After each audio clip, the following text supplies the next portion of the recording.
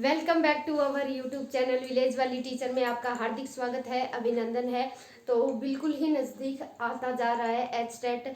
लगभग क्वेश्चन की जो प्रैक्टिस सीरीज है वो भी करने वाले हैं और एक दो मैराथन में हमारा जो सिलेबस है वो टोटली कंप्लीट हो जाएगा और रिवीजन क्लास बचेगी। इसके लिए आप 2 गुना स्पीड में आप वीडियो को देख सकते हो अगर हैंड रिटन नोट्स नहीं बना रखे तो। और एक आपसे मुझे शिकायत भी है काफ़ी कि जितनी मेहनत मैं कर रही हूँ तो उतनी मेहनत से आप लोग ना तो लाइक शेयर कर रहे, वीडियो को आगे नहीं पहुँचा रहे।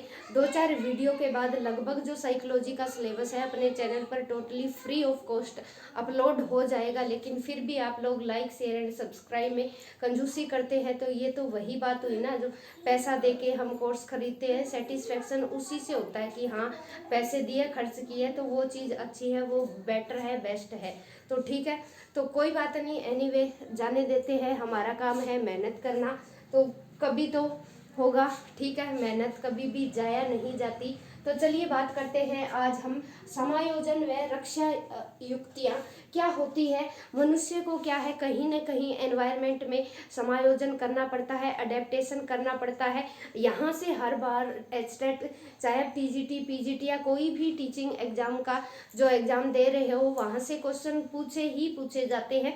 तो चलिए बात करते हैं, रीट है, सीटेट है या चंडीगढ़ पीआरटी है, कोई भी टीचिंग एग्ज़ाम यहाँ से क्वेश्चन आते ही आते हैं, क्योंकि अडेप्टेशन हर स्टूडेंट को करना पड़ता है, टीचर्स को भी करना पड़ता है। अगर हम अडेप्टेशन नहीं कर पाते तो हमारा जो सर्वाइव है वो बिगड़ जाता है।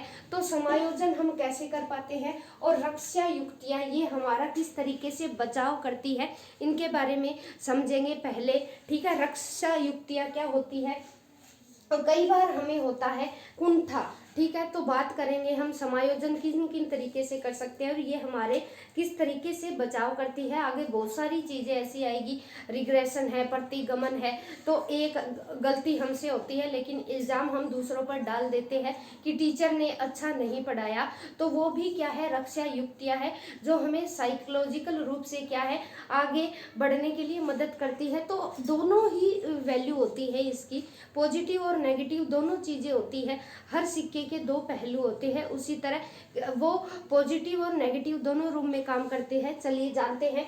नंबर 1 क्या है, नंबर 1 की बात करेंगे हम, कुंठा यानी फ्रस्ट्रेशन। फ्रस्ट्रेशन या भगनासा। भगनासा हम भाग जाना चाहते हैं, हम चाहते हैं कि ऐसी कंडीशन हमारे लाइफ में आई ही ना। जैसे फॉर एग्जाम्पल एक बार हम असफल हुए, फिर लेकिन प्रयास करते हैं, ठीक है, फिर भी प्रयास करते हैं लेकिन बार बार हम फेल हो रहे हैं, बार बार हमें फेलियर्स का सामना करना पड़ता है। तो उससे हमारे क्या है, मन में एक ऐसी कंडीशन आती है, कुंठा, फ्रस्ट्रेट हो जाते हैं, हम बहुत ज़्यादा दुखी हो जाते हैं कि नहीं छोड़ दो, अब इसका तो कोई आउटपुट आ ही नहीं रहा। ठीक है, जैसे मेरे दिमाग में हो रही है फ्रस्ट्रेशन, लगभग 200-250 वीडियो करवाने के बाद भी आपका आउटपुट इतना नहीं है। तो बार बार फेलियर्स है, वो जो असफलताएं हैं वो क्या है, एक बार असफल होते हैं वो दिमाग में क्या है, कुंठा का शिकार कर देती है हमें कि नहीं छोड़ो, अब इससे तो कुछ आउटपुट आना ही नहीं है, छोड़ो, नहीं करते। तो ऐसी चीज़ें आना स्वाभाविक है, उनसे बचा जाना कैसे पॉसिबल है उनके बारे में नेक्स्ट वीडियो में बात करेंगे।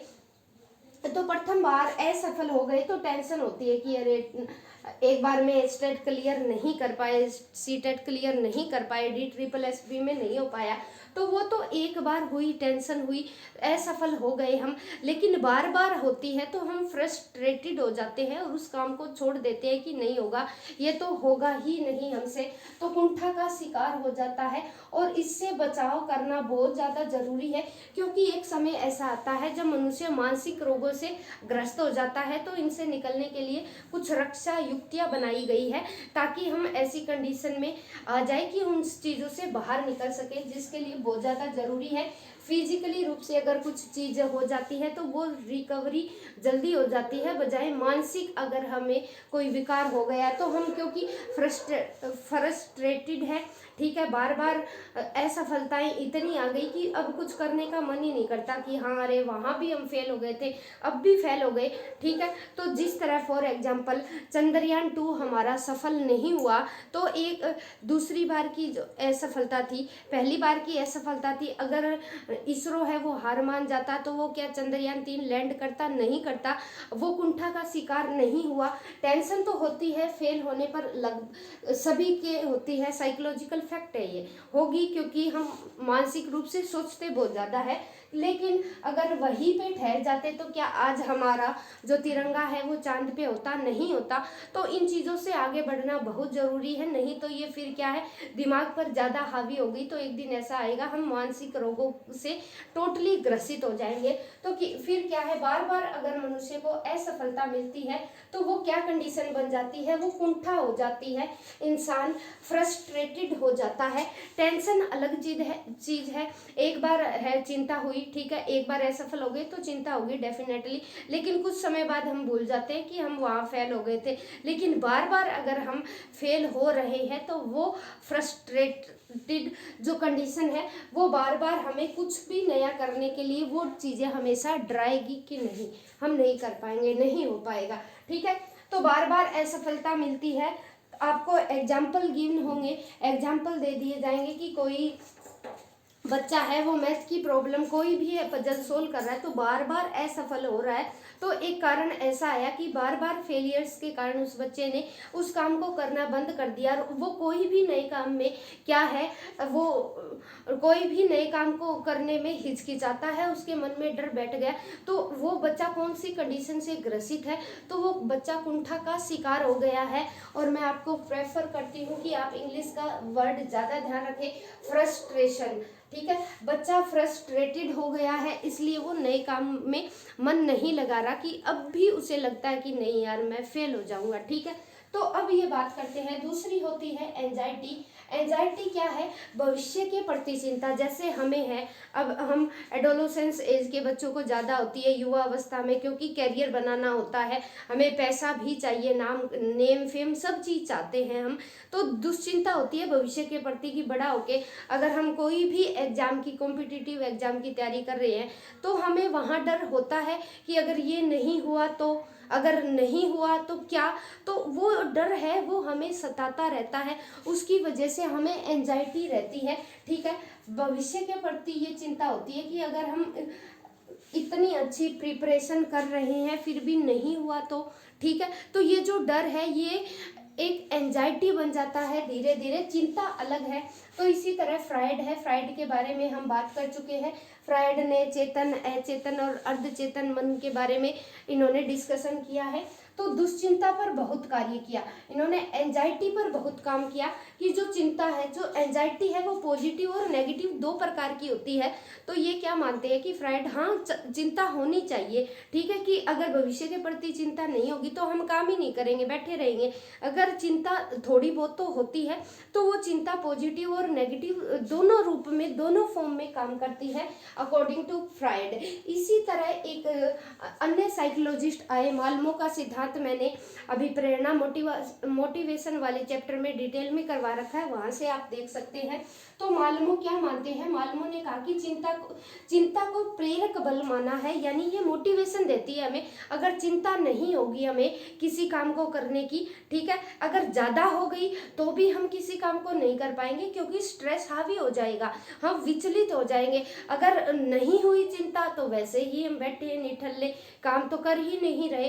तो चिंता का होना, माल्मो और फ्राइड दोनों कहते हैं कि चिंता, किसी की काम को करने के लिए चिंता होना जरूरी है। अगर चिंता नहीं होगी हमारे दिमाग में कि सुबह हमें 8 बजे स्कूल जाना है, अगर प्रिंसिपल ना डांटे, ठीक है, प्रिंसिपल ना डांटे तो हम 9 बजे पहुंचेंगे, तो हम स्ट्रेस फ्री होकर लाइफ जी रहे होंगे। लेकिन क्या है, टीचर की डांट पड़ती है, हमें डर है कहीं ना कहीं, और चिंता है कि अगर हमारी बस निकल जाती है तो प्रिंसिपल से डांट पड़ सकती है।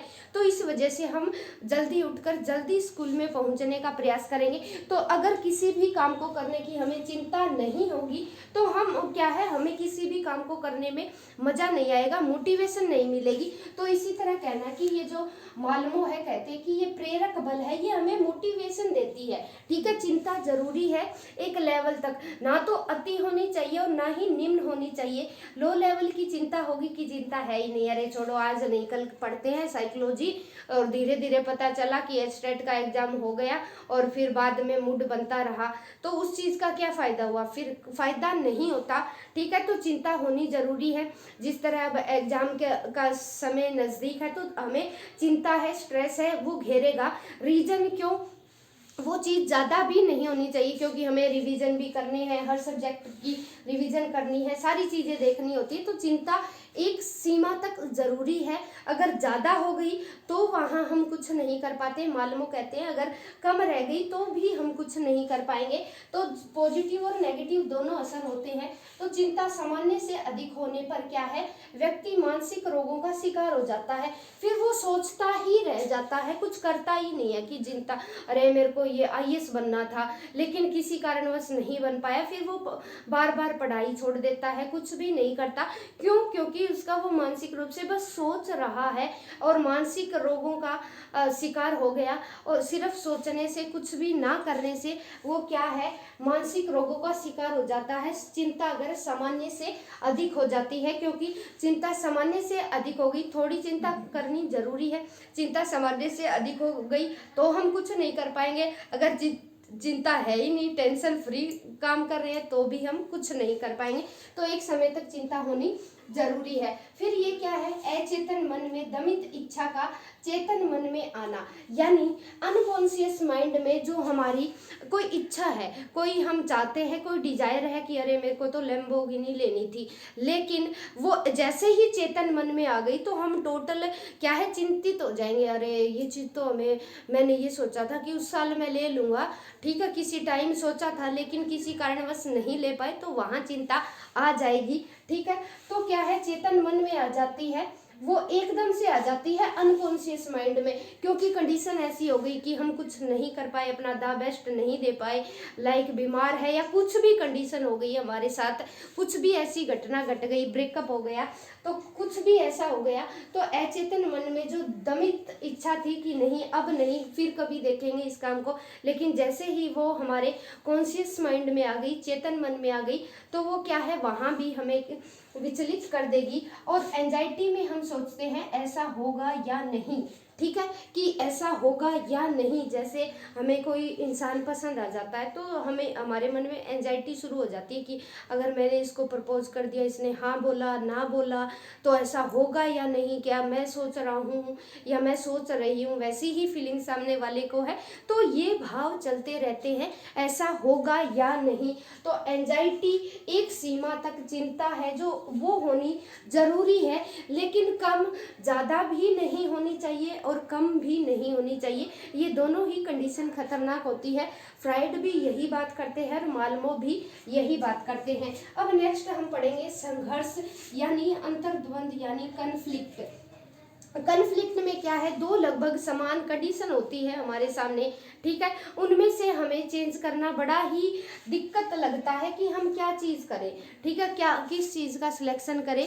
ठीक है, तो अब दो है, जैसे दो पर्सन है जिनको हम बेहद पसंद करते हैं, दोनों का बिहेवियर अच्छा है, अब हमारे सामने ये कंडीशन आएगी कि इसका चुनाव करें या उसका चुनाव करें, तो ये चीज़ क्या है, हमारे अंदर कन्फ्लिक्ट पैदा करेगी, संघर्ष पैदा करेगी।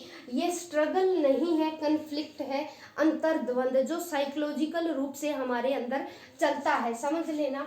ठीक है, तो क्या है, दो लगभग समान परिस्थितियां होती है जिसमें से एक चुननी ही चुननी होती है, दोनों आप चूज नहीं कर सकते। इसी तरह कोई वस्तु भी हो सकती है कि मम्मी बोल रही है कि दो गुड़िया है, एक बड़े वाली एक छोटे वाली, मन कर रहा है दोनों ले लूं, लेकिन मम्मी दिलवाएगी एक ही, तो वहाँ ना चाहते हुए भी हमें एक चीज़ का चुनाव करना पड़ता है। पसंद दोनों होती है, दोनों पॉजिटिव होती है, लेकिन एक चीज़ का चुनाव करना होता है। उसके बाद जो मिलर व डोलार्ड है, इन्होंने बताया कि जो कॉन्फ्लिक्ट है वो 4 तरह का होता है, और उसमें क्या है, हमें निर्णय लेना होता है, डिसीजन लेना होता है, वो बड़ा ही मुश्किल रहता है। नंबर 1 की बात की इन्होंने, ठीक है, इंग्लिश वर्जन जरूर चेकआउट कीजिएगा, उपागम उपागम, जिसे पद्धति पद्धति या अप्रोच बोला जाता है। ठीक है, अप्रोच बहुत बार रिपीट होता है एस्टेट में, तीनों लेवल्स में, चाहे आप एग्जाम उठा के देख लेना, आपको एग्जाम्पल गिवन होगा कि दोनों, मम्मी ऐसा कहती है कि बच्चे को आप 2 गुड़िया है उसमें से एक ले लो, बच्ची को दोनों पसंद है, तो बच्ची वहाँ क्या करेगी, कौन सी अप्रोच का काम कर रही है, कौन सी अडेप्टेशन की जो रक्षा युक्तियाँ है बच्ची उसके लेवल पर है, आपको घुमा फिरा के कुछ भी पूछा जाएगा। अप्रोच यानी अप्रोच, इसमें क्या है, दोनों कंडीशन पॉजिटिव होती है, उसमें आपको एक चीज का चुनाव करना होता है। ठीक है, जैसे फॉर एग्जांपल शादी के लिए रिश्ता आया, दोनों लड़कियां भी हो सकती है, दोनों लड़कियां अच्छी है, वहाँ क्या है, दोनों का बिहेवियर है, आप मिल चुके हैं, तो वहाँ डिसीजन लेना तो किसी भी लड़की, नॉर्मल लड़की के लिए मुश्किल हो रहा है, तो वो कौन सी अप्रोच में है, वो अप्रोच नहीं लगा पा रहा। इसी तरह लड़की के लिए भी 2 लड़के दिखाए गए, दोनों अच्छे हैं, शकल सूरत भी अच्छे है, अच्छा वेल सेटल्ड है, बिहेवियर भी अच्छा है, तो सारी चीज़ें अच्छी है, तो वहाँ चुनाव होता है, दोनों चीज़ें पॉजिटिव होती है और उसमें से एक चीज़ चुनी जाती है, वहाँ हमारा जो कन्फ्लिक्ट होगा वो अप्रोच का होगा, दोनों पॉजिटिव स्थितियों में एक का चयन किया जाता है। नेक्स्ट है परिहार यानी वर्जन, अवॉइडेंस, अवॉइड का मतलब तो होता है ना इग्नोर करना, उसी तरह ये नेगेटिव कंडीशन है। ठीक है, कि हम चाहते तो इग्नोर करना है, लेकिन यहाँ भी एक का सिलेक्शन करना जरूरी है, एक चीज चुननी पड़ेगी हमें, दोनों नेगेटिव है, जैसे आगे कुआं है पीछे खाई है, अगर जाना तो पड़ेगा, क्रॉस तो करना पड़ेगा, चाहे आप पीछे जाओ खाई में गिरो या आगे कुएं में गिरो, गिरना है, ये तय है डेफिनेटली। ठीक है, हम एक जगह खड़े नहीं रह सकते, स्टेबल नहीं रह सकते, उसी तरह 2 नेगेटिव कंडीशंस में से एक को चुनना होता है हमें। ठीक है, ये कौन सी कंडीशन होगी, आगे कुआं पीछे खाई, दोनों नेगेटिव है और एक का सिलेक्शन जरूरी है। ठीक है, फिर क्या है, एक होगी नेगेटिव वाली अप्रोच, दूसरी होगी अवॉइडेंस, एक होगी पॉजिटिव, यानी इसमें एक नेगेटिव होगी और एक पॉजिटिव होगी, इसमें 2 चीज़ों में से हमें चुनाव करना है। अगर हम अच्छी तरह से, हमारा बुद्धि इंटेलिजेंस काम कर रही है, तो हम पॉजिटिव ही चुनेंगे डेफिनेटली। ठीक है, तो ये तो सिंपल सा ही है, एक नेगेटिव कंडीशन है हमारे साथ और एक पॉजिटिव है। ठीक है, एक अच्छी चीज़ है, एक बुरी चीज़ है, तो डेफिनेटली हम अच्छी चीज़ का ही चुनाव करेंगे। ठीक है, तो ये कौन सी अप्रोच होगी भी, एक हो गई अप्रोच और एक हो गई अवॉइडेंस इग्नोर करेंगे हम, नेगेटिव चीजें कौन लेना चाहेगा, कोई नहीं लेना चाहेगा, सब इग्नोर करेंगे। फिर क्या है, मल्टीपल अप्रोच भी हो सकती है, यानी सारी चीजें पॉजिटिव है, और इसी तरह मल्टीपल अवॉइडेंस भी हो सकती है, बहुत सारे हमें परिहार दिखाए जाएंगे, उनमें से कुछ चीजें, ठीक है, कोई बहुत सारी चीज़ों में से कई चीज़ों का चुनाव करना होता है। जैसे 10 अप्रोच है हमारे सामने कि आप ये कर सकते हैं, ये कर सकते हैं, ये कर सकते हैं, लेकिन आपको छांटनी उनमें से 3 है, बहुत सारी अप्रोच दिखाई जाएगी, उसमें से आपको 3 ही सिलेक्शन करनी है। फॉर एग्जांपल 10 है तो 3 ही छांटो। ठीक है, अगर उसी तरह अवॉइडेंस है तो 10 अवॉइडेंस है आपके पास, उसमें से 3 ही, हाँ करनी बहुत सारी चीज़ों में से कई सारी चीज़ों का सिलेक्शन करना जरूरी है। और ये क्या है, ये जब हम करते हैं तो कॉन्फ्लिक्ट पैदा होता है। ठीक है, साइकोलॉजिकल रूप से हम निर्णय नहीं ले पाते। जिस तरह क्या है, पहले जब कोलबर्ग का सिद्धांत आया था, नैतिक विकास का सिद्धांत आया था, तो कैरोल गिलिगन ने उनकी आलोचना की थी और वो मानते थे कि जो उनका कोलबर्ग का सिद्धांत है वो ओनली क्या है, व्यक्ति मेंस पर ही डिपेंड है। ठीक है, मेंस पर ही सर्वे किया उन्होंने, और जो महिलाओं की जो फीलिंग है उनको अवॉइड कर दिया, और महिलाओं की भी फीलिंग होती है। उसी तरह जब कोलबर्ग का सिद्धांत अपनी पीक पर था, सीमा पर था, तो उस समय एक ऐसी मनोदशा विकसित हो गई थी कि जो महिलाएं हैं, महिलाओं को जज नहीं बनाया जा सकता। रीजन इसके पीछे क्या लॉजिक लिया जाता था कि महिलाओं को जज इसलिए नहीं बनाया जाता क्योंकि वो इमोशनली रूप से किसी का भी दिल नहीं दुखा सकती, वो डिसीजन नहीं दे पाएगी, ना तो बुरे के लिए वो बुरा कहलवाना ना पसंद करेगी और ना अच्छे के लिए अच्छा। लेकिन जैसे ही धीरे धीरे कंडीशन बदली, आज की डेट में हम देखते हैं बहुत सारी महिलाएं हैं जो जजेस का काम करती है, अच्छे निर्णय लेती है, डिसीजन लेती है, इमोशनली स्टेबल भी है, स्ट्रांग भी होती है। तो वो एक समय था जिस समय ये मान्यता थी, धारणा चलती थी कि जो महिलाएं हैं वो निर्णय नहीं ले सकती, वो चाहेगी कि मेरी वजह से किसी को भी दुख ना हो, ये एक सोच थी। लेकिन जैसे ही कैरोल गिलिगन का सिद्धांत आया, महिलाओं के ऊपर उन्होंने काफ़ी सर्चेज किए, उनकी फीलिंग्स बाहर आई, उसके बाद कंडीशन बदल गई। ठीक है, फिर उसके बाद है स्ट्रेस। तो स्ट्रेस तो आएगा ज़िंदगी में, क्यों? क्योंकि कोई भी हम चाहते हैं हमारी सेल्फ रिस्पेक्ट के लिए कि हम सेल्फ रिस्पेक्ट हमारी क्या है कि सफलता पाना है। सफलता क्यों पाना है कि हम भागे हुए गवर्नमेंट जॉब चाहिए हमें, ठीक है, कि प्राइवेट सेक्टर में कोई भी काम करना पूरा नहीं करता, क्योंकि समाज की एक ऐसी सोच बनी गई है कि ये गवर्नमेंट जॉब में है तभी एक अच्छा इंसान है, बाकी चाहे लाखों कमाओ आप कॉन्वेंट सेक्टर में, प्राइवेट निजी क्षेत्र में लाखों कमा लो, लेकिन उसकी वैल्यू नहीं करती हमारी सोसाइटी, ये एक फैक्ट है। तो क्या है, सफलता प्राप्त करने के लिए हम अपना आत्मसम्मान बचाने के लिए क्या है, स्ट्रेस लेते हैं कि नहीं मेरे को तो ये करना है, चाहे मेरे को आज रात के 2 बज जाए, साइकोलॉजी की सारी वीडियो देखनी है, सारी क्लास खत्म करनी ही करनी है।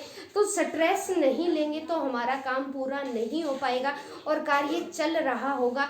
तो एक समय सीमा तक क्या है, स्ट्रेस लेना अच्छी बात है सफलता प्राप्त करने के लिए, आत्मसम्मान बचाने के लिए, और काम चल रहा होगा, अभी खत्म नहीं हुआ है, ठीक है, अभी एचटेट का एग्जाम नहीं हुआ है। और स्ट्रेस क्या है, हमें कार्य की पूर्ति करवाता है कि सारा सिलेबस एक बार पढ़ना है, फिर रिवीजन करनी है, फिर प्रैक्टिस सेट करके देखना है। तो अभी क्या है, हमसे काम की पूर्ति कौन करवाएगा, स्ट्रेस करवाएगा, और ये एक कंडीशन तक होना जरूरी है। ज़्यादा स्ट्रेस ले लिया तो कुछ नहीं कर पाओगे, अगर स्ट्रेस है ही नहीं तो भी कुछ नहीं कर पाएंगे। जिस तरह एंजाइटी का है, सभी का सेम रोल रहता है, तो एक नॉर्मल है, सामान्य कंडीशन में क्या है वो चीज़ें होनी ज़रूरी है, कि नॉर्मल चीज़ तो होनी ही चाहिए, इतना तो स्ट्रेस लेना ही चाहिए ताकि हम सिलेबस पूरा कर पाए और किसी भी एग्ज़ाम को ईजिली करेक्ट कर पाए। तो मैं उम्मीद करती हूँ कि आपको इन एग्जाम्पल से जो रक्षा युक्तियां हैं, आगे भी पढ़ेंगे हम, बहुत सारी रक्षा युक्तियां हैं, अडेप्टेशन के जो तरीके हैं, ठीक है, ये मानसिक विकार है एक तरह के जो हर किसी के पर्सन के जीवन में आएंगे ही आएंगे, और इनसे कैसे बचा जा सकता है, कैसे निकलेंगे हम, उसके बारे में हम नेक्स्ट वीडियो में बात करेंगे। तो bye bye, have a nice day guys. Comment box में कमेंट जरूर कर देना कि वीडियो कैसी लगी, स्क्रीनशॉट भी ले सकते हैं आप।